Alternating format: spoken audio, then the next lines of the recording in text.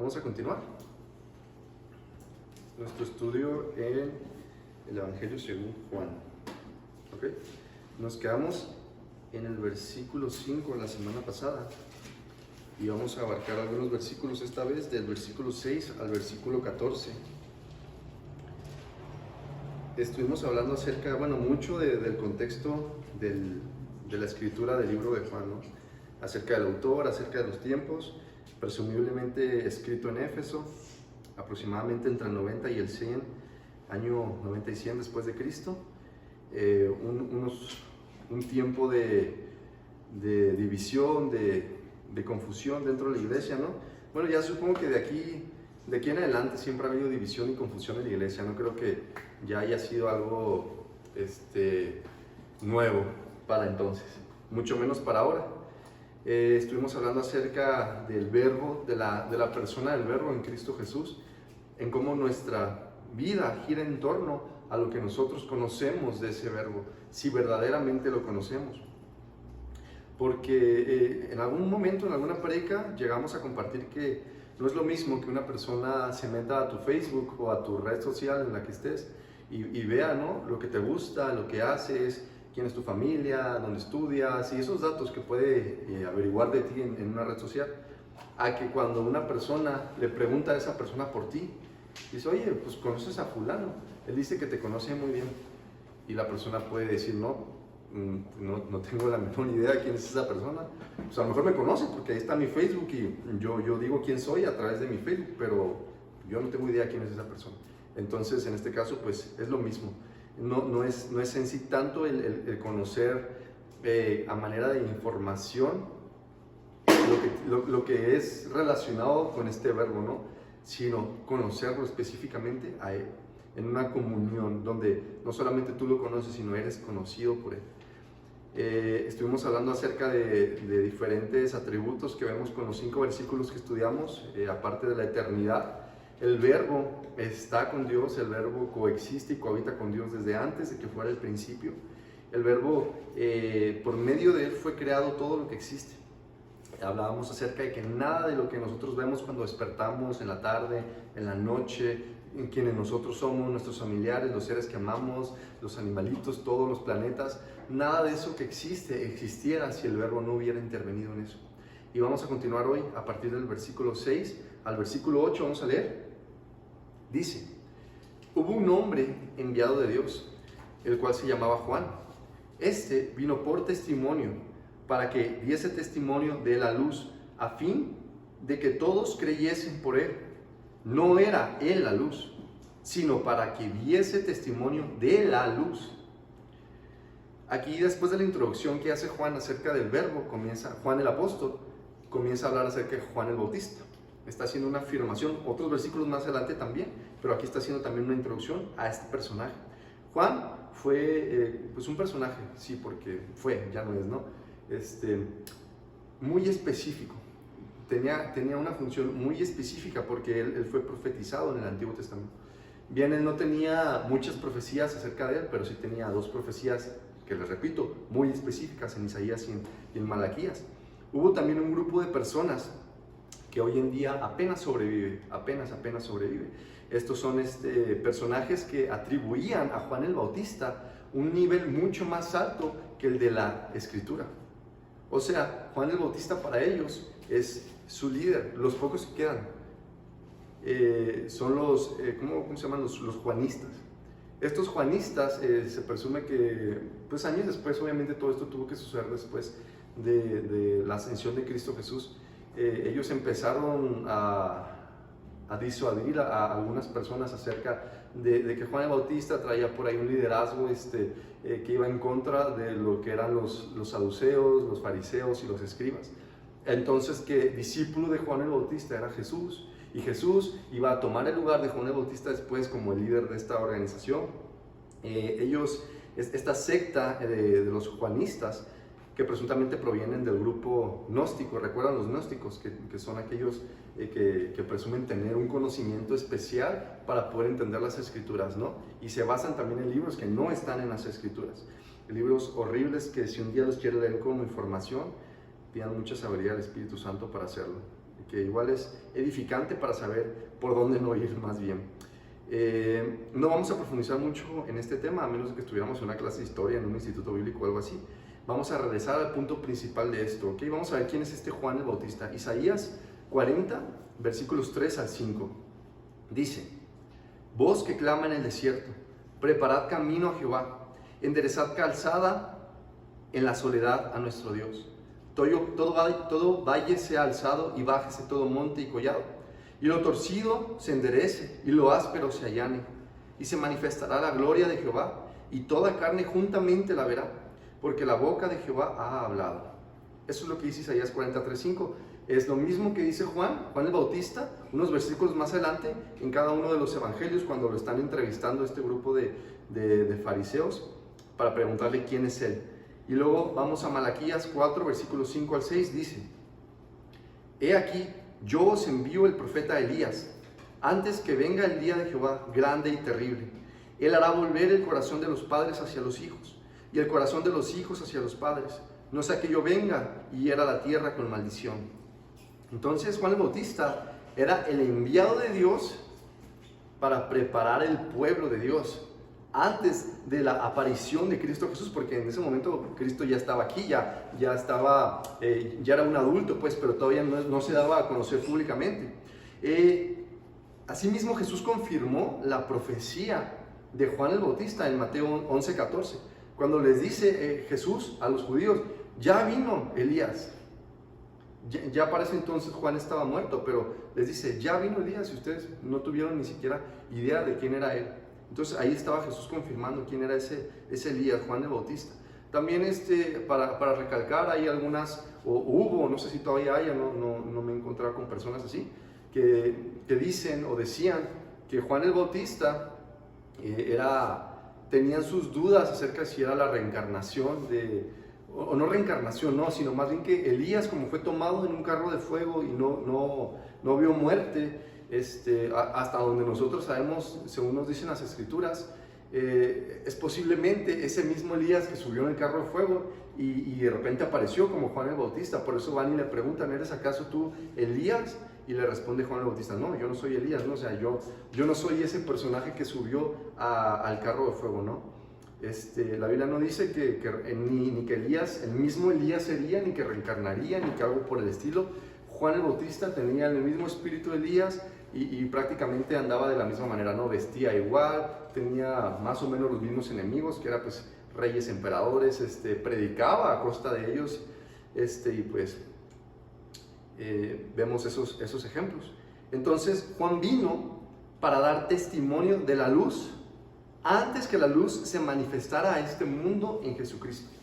Esa fue la función de Juan el Bautista: dar testimonio de la luz antes de que esa luz se manifestara públicamente a todas partes. Y tú y yo debemos dar testimonio de la misma manera en que Juan lo hacía, pero después de que esa luz vino y se manifestó a todo el mundo. Entonces Juan lo hacía antes, nosotros debemos hacerlo después. Ahora continuamos, versículo 9. Aquella luz verdadera que alumbra a todo hombre venía a este mundo. Hermanos, aquella luz verdadera, ¿a qué se refiere aquella luz verdadera? Habacuc 3:4 dice: su resplandor es como la luz, tiene rayos que salen de su mano y allí se oculta su poder. Segunda de Samuel 22:13 dice: del fulgor de su presencia ascuas de fuego se encendieron. Salmos 18:12 dice: por el fulgor de su presencia se desvanecieron sus densas nubes en granizo y carbones encendidos. Ezequiel 8:12 dice: entonces miré y he aquí una figura con aspecto de hombre. Desde sus lomos para abajo tenía la apariencia de fuego, y desde sus lomos para arriba la apariencia de un resplandor, como el aspecto de un metal refulgente. Primera de Juan 1:5. Y este es el mensaje que hemos oído de él y que os anunciamos: Dios es luz y en él no hay tiniebla alguna. La luz verdadera venía a este mundo. La revelación de su gloria desde la eternidad y hasta la eternidad tomaba forma en un cuerpo humano para restaurar la relación entre el hombre caído, el hombre pecador y Dios. Esa luz venía al mundo. ¿Por qué recalco esto? Porque estamos en donde mismo. La identidad de Cristo Jesús es sumamente importante para nuestras vidas, porque nuestra vida se debe de basar en un correcto comprender de esta identidad, y no solamente de comprender, sino de conocer y de ser conocido. Versículos 10 al 11. En el mundo estaba, y el mundo por él fue hecho, pero el mundo no le conoció. A lo suyo vino, y los suyos no le recibieron. La luz, el Verbo, el eterno Hijo de Dios, la plenitud de la deidad estaba pisando lo que Él mismo creó, mientras asimilaba la naturaleza humana junto con su naturaleza divina. Él se paró en medio de un pueblo que afirmaba orgullosamente ser pueblo de Dios, orgullosamente del Dios que los había creado. Él se paró en medio de ese pueblo. Ellos siempre levantaban la cabeza, levantaban el cuello cuando a referirse del pueblo de Dios estamos hablando. Así era su manera de ser. Y ellos eran orgullosos de ser ese pueblo escogido por Dios, el Dios que los había creado. Y Jesús, el Verbo, la luz, estaba parado en medio de ellos. Ellos presumían su ascendencia, con el cuello bien levantado, pauneaban contra las demás naciones y contra los demás pueblos, ser los escogidos de Dios, y afrentaban a su propia gente con leyes que era imposible cumplir. Ellos siempre estaban presumiendo que eran el pueblo de Dios, enfrente de las demás naciones, enfrente de todos los pueblos. Se creían expertos en la palabra de Dios dada por sus siervos los profetas. Todo lo que tenía que ver con Dios, ellos se sentían orgullosísimos y ellos se creían expertos en todo lo que es la palabra de Dios. Y cuando el autor de aquella palabra se paró enfrente de ellos, ellos no tenían idea de quién era. Los suyos, entre comillas, o vamos a subrayarlo así, son todos aquellos que llevan una bandera bien grande y bien adornada, bien hermosa, que decía: yo soy pueblo de Dios. Pero aquellos que decían ser pueblo rechazaron a Dios, de manera que solamente eran un pueblo sin Dios. Hoy no es muy diferente, creo que podemos darnos cuenta súper fácil de esto. Hay quienes llevan una bandera bien grande, bien adornada, incluso mucho más grande que la que llevaban aquellos en aquel momento. ¿Y qué dice esa bandera? Yo soy hijo, yo soy hija de Dios. Yo soy cristiano, yo soy cristiana. Pero vemos que rechazan al Verbo, la luz, al eterno Hijo de Dios, a través de las Escrituras. Estas personas presumen tener una bandera muy hermosa, muy adornada, y mírenme, soy cristiano, y ahí está, vean, wow, y se nota que llevo la bandera, ¿no?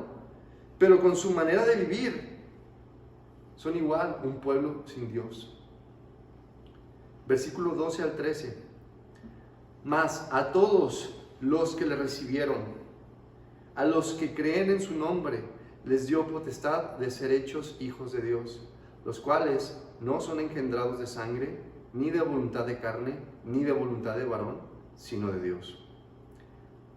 Tenemos por una parte a un pueblo que, viviendo orgullosos de ser los escogidos de Dios y pavoneándose para contra todo el mundo, orgullosos de ser esos elegidos, siempre presumiendo: yo soy pueblo de Dios, yo soy hijo de Dios. Hoy día yo soy cristiano, yo soy cristiana, pero luego sus vidas reflejan lo contrario. Hablando de nuestros tiempos, en los tiempos de ellos no es que reflejaran lo contrario, es que ellos querían alcanzar salvación por las obras, y eso no es lo que Dios quiere para ningún ser humano en este planeta. Jamás lo ha querido y jamás lo va a querer, porque para empezar y para terminar, es imposible que tú y yo cumplamos lo que Dios quiere que nosotros cumplamos.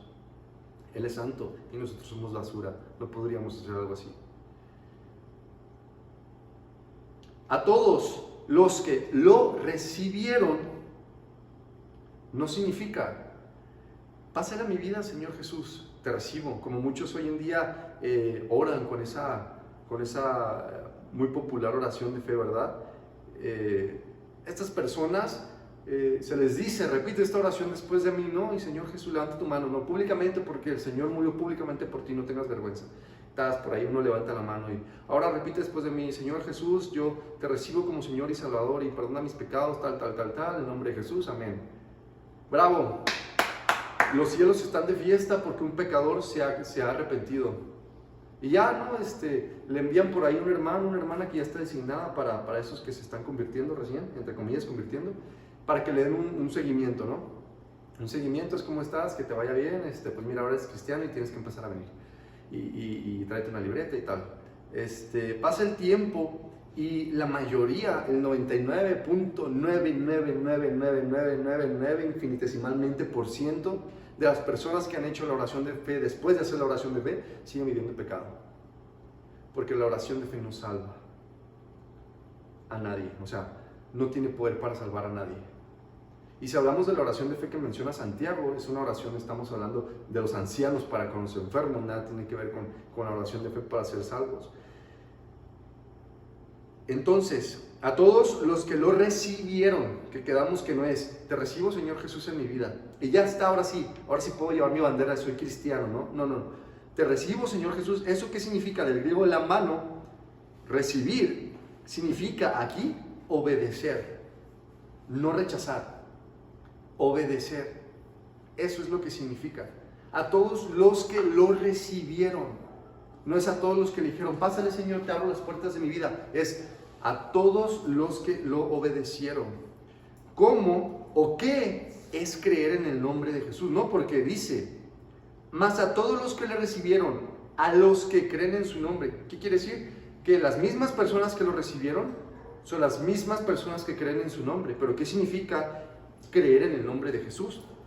Del origen hebreo y proveniente del arameo, Yehoshua significa Dios salva. Esto ya lo habíamos visto. Dios es la salvación, o Dios es salvación. Así que creer en su nombre no es nada más repetir una oración vanamente, sino la entera comprensión de su deidad, el significado de su venida y la obediencia a sus palabras. Eso es creer en el nombre de Jesús. La comprensión de quién Él es, de que Él es Dios, el significado de su venida aquí, el sacrificio y la obediencia a sus palabras. Una persona que no cumple con estas características en cuanto a creer, nos referimos, una persona así no ha creído en el nombre de Jesús. Porque creer en el nombre de Jesús no es nada más como: no, yo no creo que el nombre de Jesús no existe, ¿no? Aunque ahí está Jesús, listo, o Yahushua en el idioma que tú quieras. Ahí está el nombre. No puedes decir que no crees porque ahí está. Pero creer como tal que existe el nombre no significa nada, sino conocer qué significa. Dios salva. Conocer el significado de su venida y obedecer. A estos que creen en verdad, el Verbo eterno les dio el poder, la autoridad. Eso significa de ser hechos hijos de Dios. Entonces pregunta: ¿de ser hechos o de ser llamados hijos de Dios? ¿Les dio la autoridad, la potestad de ser hechos hijos de Dios, o les dio la potestad de ser llamados hijos de Dios? ¿Qué es lo que dice el versículo? Hechos, ¿verdad? ¿Por qué? Porque no es lo mismo ser llamados hijos de Dios a ser hechos hijos de Dios. El primero, ser llamados, se refiere nada más a un apodo. Te doy autoridad para que te puedas llamar en público hijo de Dios. Y ya vas a la calle: no, yo soy hijo de Dios. El segundo se refiere a una transformación, se refiere a crear, se refiere a comenzar a existir. Y ahí no dice ser llamados hijos de Dios, dice ser hechos hijos de Dios. Estos seres humanos caídos que han creído verdaderamente en el nombre de Jesús han recibido el poder de ser transformados en verdaderos hijos de Dios. No solamente para que se llamen ahí ante la sociedad: ahora soy cristiano. De ser transformados en verdaderos hijos de Dios. Segunda de Pedro 1:4 nos dice que por medio de las cuales nos ha dado preciosas y grandísimas promesas, para que por ellas llegaseis a ser participantes de la naturaleza divina. ¿Se acuerdan que lo habíamos estudiado? Jesús, la luz, el eterno Verbo, se encarnó en hombre, adoptando así la naturaleza humana sin perder la naturaleza divina. Y nosotros Adoptamos la naturaleza divina sin perder la humana cuando somos transformados por su poder al creer. ¿Ven? Que conocer al Verbo es sumamente hermoso. ¿Por qué? Porque es solamente la fe lo que nos libera. Y vemos a ese Verbo divino adoptando la naturaleza humana. Y vemos a nosotros humanos adoptando la naturaleza divina cuando la fe nos transforma. No cuando solamente nos pone un título de cristianos en la cabeza. Y lo he hablado antes. Una persona no puede andar por ahí diciendo, soy cristiano, soy cristiana, y reflejar una cosa diferente. El que seas cristiano o que sea cristiana no es porque salga de tu boca, sino porque sale de la boca de los que te observan cuando ven tu manera de comportarte, tu manera de hablar, tu manera en cómo tratas a tu esposo, a tu esposa, a tus hijos, a tus hermanos, a tus amigos. Es en boca de ellos donde sale, debe ser cristiano, debe ser cristiana. No en tu misma boca por ahí diciéndole a todo el mundo, soy cristiano, soy cristiana. Este milagroso acontecimiento, porque no se puede definir de otra manera, como un milagro. Punto número 1. No tiene nada que ver con tu ascendencia.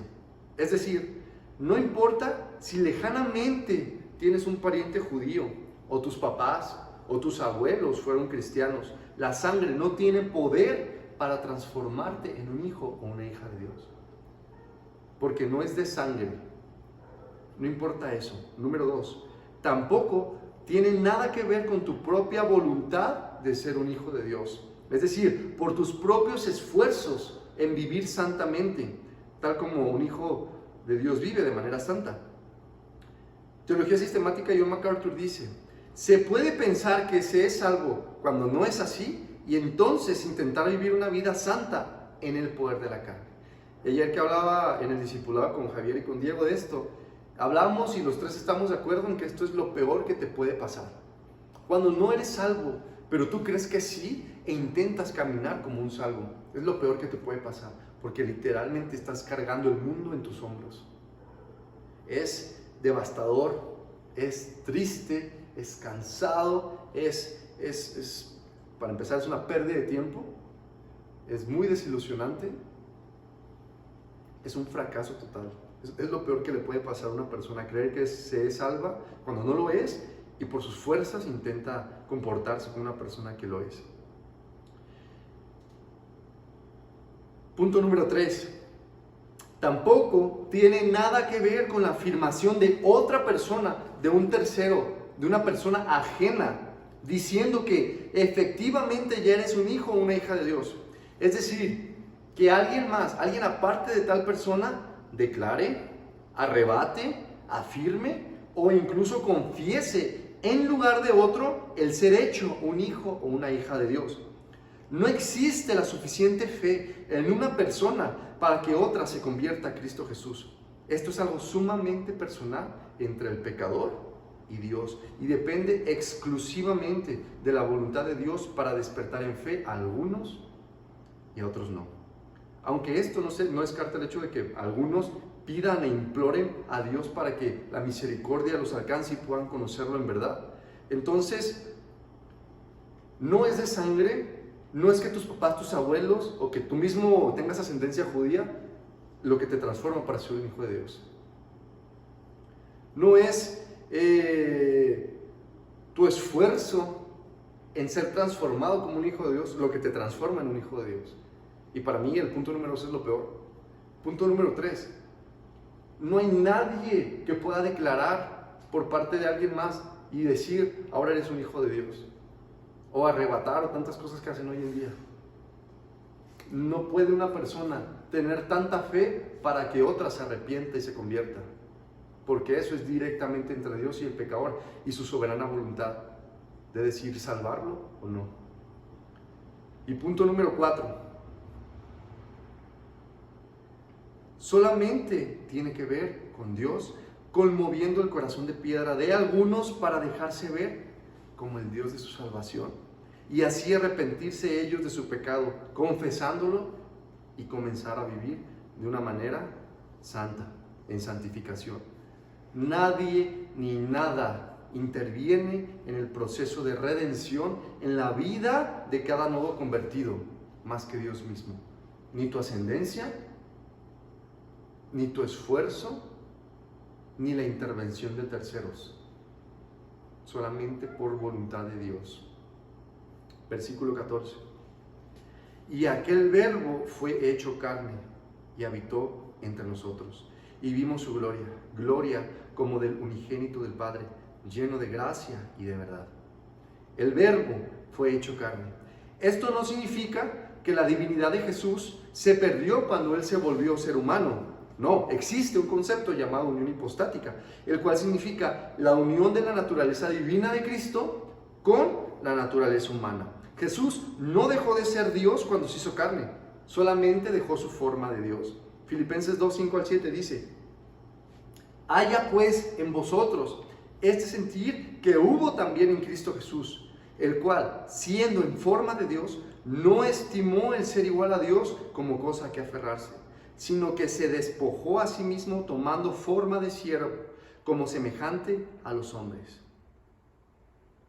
Y hermanos, habitó entre los que vivieron en aquel tiempo, según dice el versículo 14. Y cuando hubo sido glorificado después de la resurrección, mientras aún estaba en la tierra enseñando a sus discípulos durante esos 40 días, ellos vieron su gloria, es decir, su santidad, su poder y su majestad. Pero desde antes de la resurrección, ellos ya veían que estaba lleno de gracia y de verdad. El Verbo eterno es en sí mismo la verdad.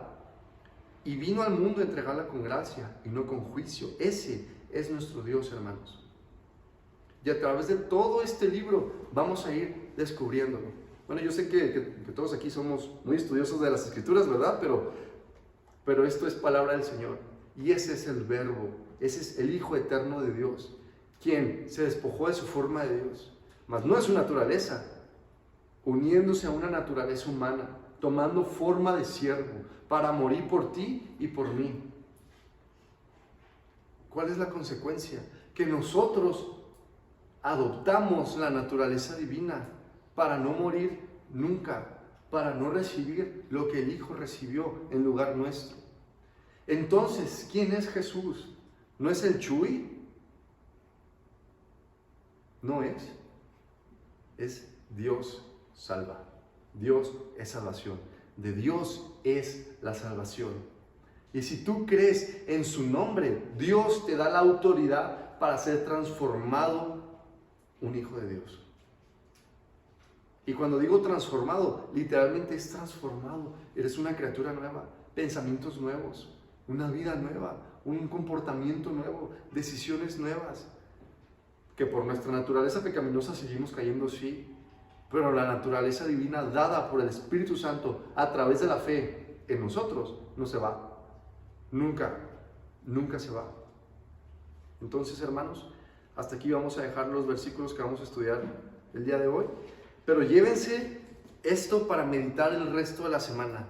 ¿Quién es Jesús para ustedes? ¿Es Dios salvando sus vidas del pecado? ¿Tomando Él el lugar en la cruz? Y acuérdense de esto cada día, desde que despiertan hasta que van a dormir. El siguiente domingo nos vamos a ver diferentes. Porque cuando el Espíritu hace, es evidente a los ojos de los demás. No hace a escondidas. Nunca hace a escondidas. Es evidente siempre para todo el mundo. Así que, hermanos, recalco lo que dije al principio. Qué importante es que como cristianos tengamos nuestra identidad basada en Cristo Jesús. Y cuando está basada en Cristo Jesús, qué importante es que seamos conocidos por Cristo Jesús. Solamente vamos a ser conocidos por Cristo Jesús cuando intimamos con Él y cuando lo conocemos a través de las Escrituras. Amén. Vamos a orar.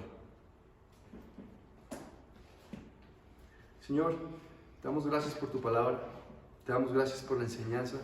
Te damos gracias porque a través de ella, Señor, no solamente nos nutres, nos haces crecer, también nos confrontas cuando estamos en nuestra debilidad, que es más seguido de lo que yo sé que nosotros quisiéramos.